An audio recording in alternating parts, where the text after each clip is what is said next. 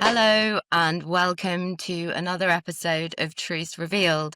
I'm Bridget Dalton. I'm head of Truth Futures, and I'm delighted to be welcoming to this episode one of my very favorite colleagues and partners, Janine Buzali, who's one of the leaders at Changemaker Companies, which is part of Ashoka and the Ashoka network.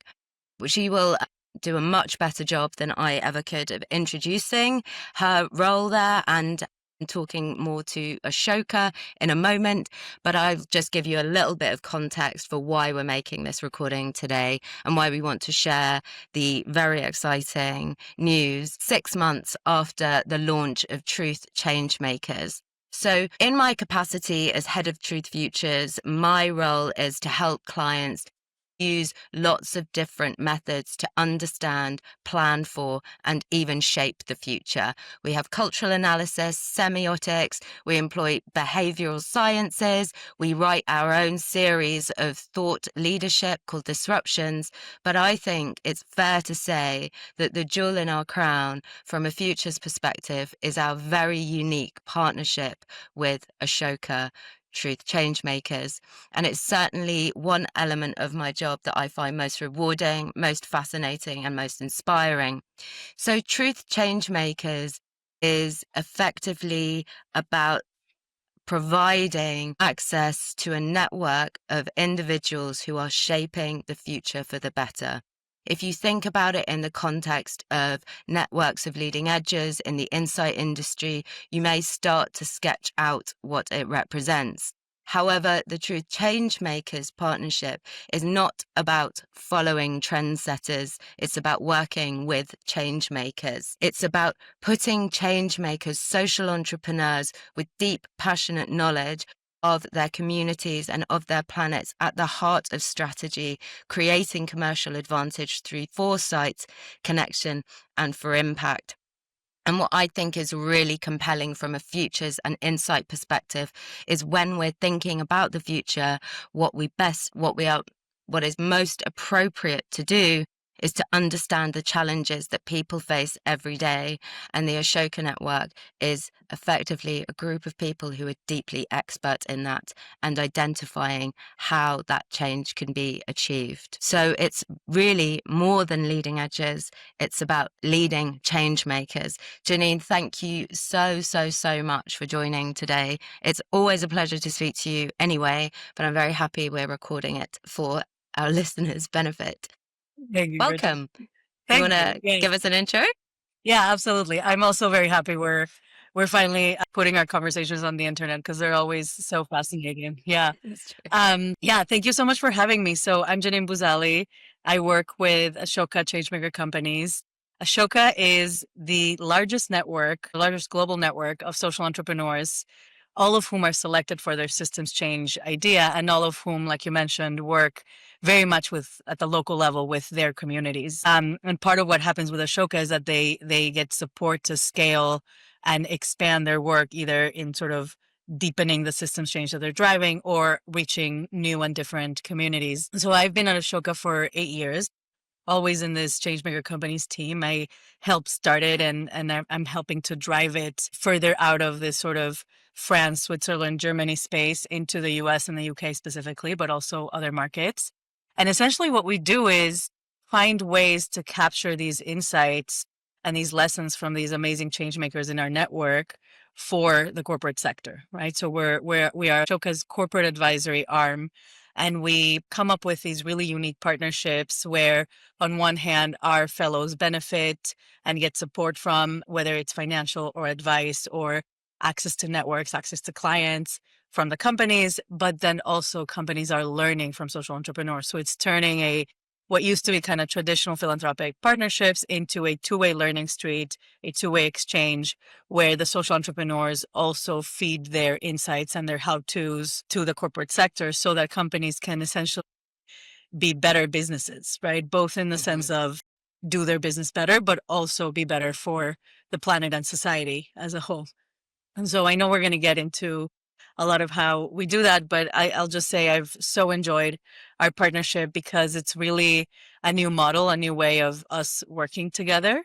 And it's also allowing us to get insights into sort of the universe of brands and how brands might engage with social entrepreneurs, which, as we'll talk about, has its own sort of set of challenges. So, yeah, happy to be here. Amazing. Thank you and welcome again. I think that note around reciprocity being at the heart of the partnership, but also the heart of the ambition is really key.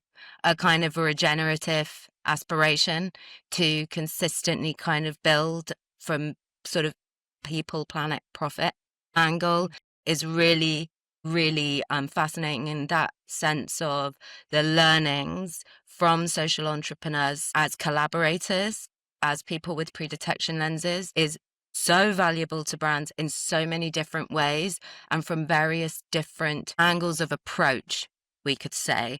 So I think what's really unique about the partnership we have is we're coming at it from an insight angle. We're thinking about that sort of strategic learning, collaborative creativity, deep knowledge, and pre-detection lenses, which are so invaluable to brands. Can you talk a little bit to the origins of the partnership? How did this all begin? Yes, absolutely. I think it started from our amazing UK team that is just really great at cultivating relationships with all sorts of different stakeholders. And they built that bridge and saw the opportunity with you all to connect to our corporate work, right? Is that what you remember? Yeah. I mean, I would have been a little bit more informal and ill-informed, and there was a shared office, I think, and people having conversations, and we got to start talking to Kelly Davies, who's head of Ashoka UK, who's a wonderful, wonderful figure and inspiring and an Ashoka social fellow. entrepreneur, and Ashoka fellow, and England footballer as well. Yes. Numerous hats there. Yeah. So it was that happenstance. It really was a collaboration, and the idea of seeing the need in a space and figuring out that collaborative opportunity could mean, I guess. Yeah, absolutely. Yeah. Yeah, go ahead. And I remember that first conversation with Matilda and Mark. So we've talked over the years with a lot of consultancies and a lot of PR firms, and I know you're sort of in that universe, although what you do is super unique. And I think it's because that perspective of insights and how much you want to bring value to your clients that you saw the opportunity here, right? But I remember being so pleasantly impressed with how well you understood it. I think from my perspective, it still is to be on the cutting edge to get that there's a lot to learn from the social sector as a business, right? So I really want to just say, you guys are exactly the type of company that we love partnering with, because you understand that there's insights from other sectors that are not profit oriented that are really important to capture. Absolutely. I think we would very much right back at you with that.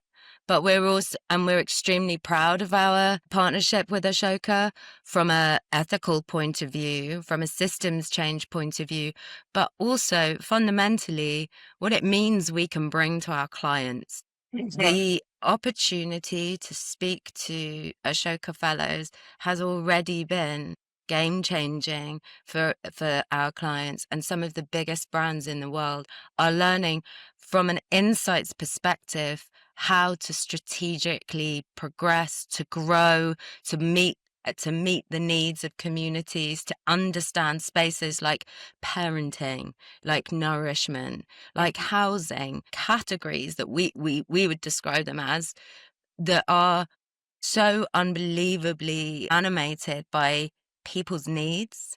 When you speak to a change maker, that's what their life, their expertise, and their passion is all about. You will never learn from someone like that unless you speak to them. And we're incredibly proud of that. Think it's a really interesting meeting of minds. Yeah. Yes. Yeah, and bigger, deeper things can happen, right? When you bring people, that's how we see ourselves, right? We're sort of a bridge organization. Almost everyone in my team, myself included, we're sort of one foot in each world, right? In the social sector, in the business sector, and we're trying to bridge both because together, incredible things can happen that can address some of the hardest problems that we're facing, right? As a sort of global society, as a species. I'm so curious to hear from you what your favorite insight is that you've gotten so far from one of our Ashoka fellows, from one of the social entrepreneurs. Okay. I I will try and furnish you with, can I do two? So Of course. thank you. And I think one of the things about this that I'd like to say is that the partnership and this type of futures work has taught me a great deal about my industry, my craft, and my trade. And I think that's very important to keep learning as a practitioner. So with that in mind, we spoke to an Ashoka Changemaker about the evolution of parenting, millennial parenting. We were talking about nourishment. We were talking about connecting with our children. We did lots of unbelievably rich, emotive, qualitative research, speaking with parents, people who were in that moment themselves that day, telling us what it was like to provide nourishment and care for their children. We got an incredible scope of research out of it. And then we spoke to the Ashoka Changemaker, who said, yeah, but if we continue with these cultural norms, if we continue with these practices, there will be a fallout like this. We need to bear the idea that, I mean, I don't want to talk in too much detail to the insight, but the notion was this: an overengaged helicopter interventionist approach will yield children who cannot self-soothe. And it was a flip side. This is from somebody who took a deeply compassionate back step from millennial parenting and could say, we need to bear this in mind. So listening to individual people's experiences, but providing a strategic perspective that would really help to advance the way the brand can speak to their consumers, can help with education, but can also anticipate how the culture around parenting and nourishment will shift. It was, you speak to 50 people and then you speak to one Ashoka expert and they provide a deeply well-researched, incredible pre-detection lens. So it gave us the future. That was extraordinary, an extraordinary engagement. Yeah, I love that example also because it speaks to something that we think at Ashoka is very core to a great viable future, which is this aspect of, I like to think of it as a right and a responsibility of everyone to be a change maker, right? And I think what this change maker, as we call them Ashoka fellows, but this change maker we're talking about, because everyone can be a change maker, right? And our fellows are the people who are so passionate and are dedicating their whole life, right, to solving one problem. What she is talking about in terms of this future, this pre-detection lens, this risk of parenting in the way that we're going. Another way of saying it would be, we need to find a way to allow young people, right, children and teenagers, to drive positive change, to feel confident enough and empowered enough. And that requires an aspect of risk taking and an aspect of being confident enough to take risk and fail. And so what does that mean when I sort of take that train of thought and think about a brand that's trying to target young people and trying to sort of think about young people? Is there a responsibility for the brand to also develop that independence and that agency and that change making, right? And so what might that look like for a brand that's thinking about the well-being of young people who they want to be very viable, active clients, right? So it's exactly that kind of train of thought that we want to help companies see, right? What is the opportunity for them to be driving a better future with their clients and stakeholders? Absolutely. And I think culturally there's an argument to say that some businesses feel or behave like we are post-purpose. And indeed, there is consumer fatigue with greenwashing, with empty promises, with meaningless gestures towards caring for people, and so on and so forth. And the Right. demand is not to care less, but to care more effectively. And that's what an engagement with an Ashoka fellow, a change maker, will empower a brand to do, and really see what's on the horizon in order to anticipate and adapt, to do the things that brands need to do, Yeah. to strategize, to develop their portfolio, to innovate, from MPD to comms, but to lead a conversation, to take responsibility, but also maintain their role in the needs of consumer lives. And I think that that's really at the heart of this partnership.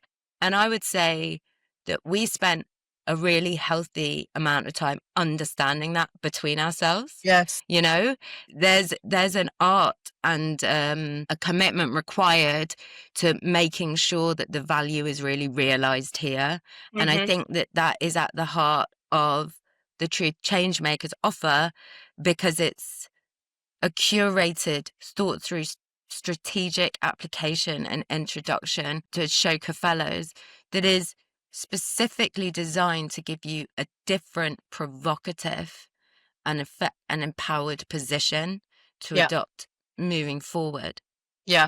And I think you raise a really important point, which is the fatigue, or where I think brands could be getting it better, let's say, is in putting the purpose not in marketing, right? Not in narratives and in sort of the external talking to people, but rather in learning the how-tos, getting the insights, but also beyond that, finding a way to activate everybody in the business to understand some of these principles and be implementing them, right? This way of thinking that can handle the sort of complexity of the world and can be partnering with others, right? So finding a way to collaborate to solve these hard problems. And that's what we call changemaker skills, or the changemaker mindset. And this is where I, at least, and I think, we feel like this at Ashoka, want to see industries heading, is in learning from the social sector, from social entrepreneurs, from change makers, how they activate others, right? Because so many of our fellows, what we see them doing is putting people in charge of their own solutions. And I mean, a great example is Jimmy Wales, who founded Wikipedia and was our fellow when he was just kind of first getting it off the ground. And I mean, if you just think about what Wikipedia is on the internet, even to this day, right? One, a nonprofit, and two, democratizing who can provide and has access to information. So it's essentially putting everyone in charge of knowledge, right?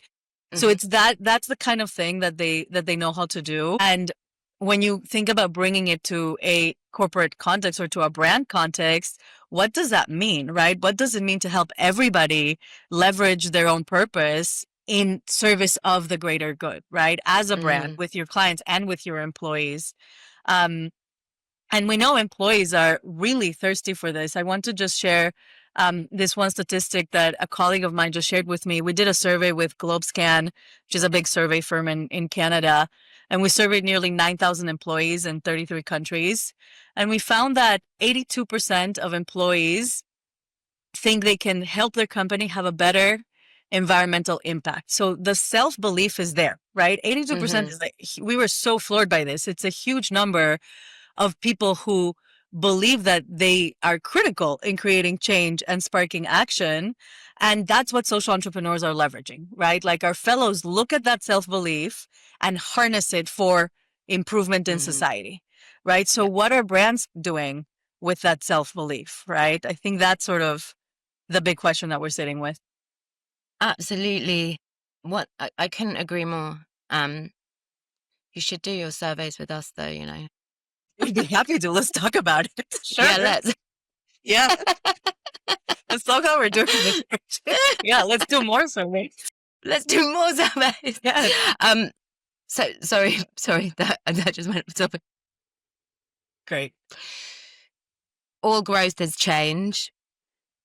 All growth requires change. And that kind of humane perspective that leverages people and their values is so critical in particularly uncertain futures. Brands can be beacons, they can be mirrors, they can be agents of change, or they can recede into the background and not necessarily be meaningful to people, at which point they are losing. And so, in a sense, a brand's ambition is super aligned with a social entrepreneur. They want momentum, they want volume, they want growth, they want change, they want a better future. And I suppose they use insight to gather the understanding of the needs, the feelings, the emotion, and the context of the people that they're serving. And I think that synthesis is really spectacular. Yeah. And really, really important and profound. The companies that get this are better retaining their talent. They're attracting better talent, right? They're becoming sort of best in class in their industry. And in some markets, in some cases, they're attracting better investment, right? Because they're purpose driven, they can attract investment that wouldn't otherwise be available to them. And the business opportunities are definitely there. I mean, it's what part of what you're saying about how change makers are filling in gaps, right? Like seeing social gaps, seeing the risk that's coming and then addressing it. Another way to say that is that they're predicting markets, right? So it's pre-market what our social entrepreneurs and our fellows are doing. And I mean, we have examples of health and well-being entrepreneurs working in the developing world who get support from a pharma company, and then the pharma company is learning how to do this market entry to bring a lot of development in the healthcare sector, right? But even from a different perspective, the shared economy came out of social entrepreneurs, right? We had Casey Fenton, who was the founder of Couchsurfing, which predated all of it. Airbnb and Uber, like all of it came from a social entrepreneur wanting to connect people, right? Wanting to connect people who love traveling. And so I think there's so many powerful examples like that. We're only at the beginning of starting to tap into these insights from the social sector. And to your point about regeneration, yes, how do we make it not extractive, right? How do we make it so that the whole thing, right, the whole economy is leading us towards an economic system that benefits everybody and doesn't destroy the planet, but actually allows us to keep thriving on it forever, right? So we'll get there with models like this. Yeah. That feels achievable. I think, I mean, another favorite example of an Ashoka Fellows initiative is the Park Run in the UK, which is phenomenal. And as a brand, but also as an activity, as an articulation of public health, behavior change, which is just imagine what that person knew and understood when they started that mission towards Park Run. The Truth Changemakers partnership is about giving brands access to discourse with, connection to those people with that vision. And I think vision, maybe we haven't mentioned yet, is so key here.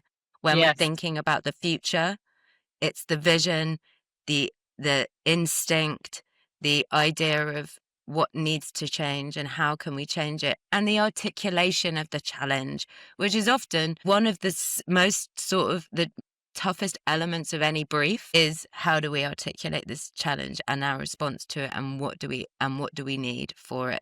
It's in essence, it's brand growth from one perspective, and that might feel somehow cynical. To me it doesn't, because it sits in part of a larger ecosystem which is about systems change. And indeed, I've flattered both you and I and everybody else involved in this partnership to say that we hope what we're doing is proof positive of that idea that the social sector and branding, business, and insight can really work together to find the ways to affect positive change for everybody involved. And I think that's a really fantastic achievement. Absolutely. Yeah. We just on your last point, we think a lot about what it means to be future ready, right? A future ready company. And for us, we're sort of redefining it for society, right?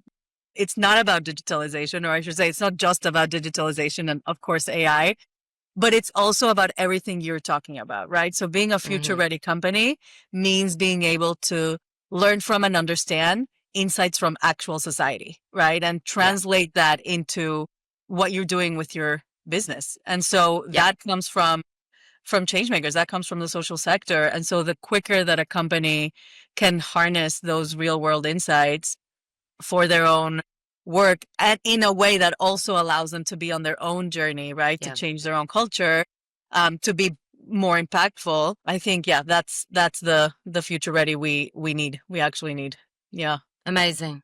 Future ready. Indeed.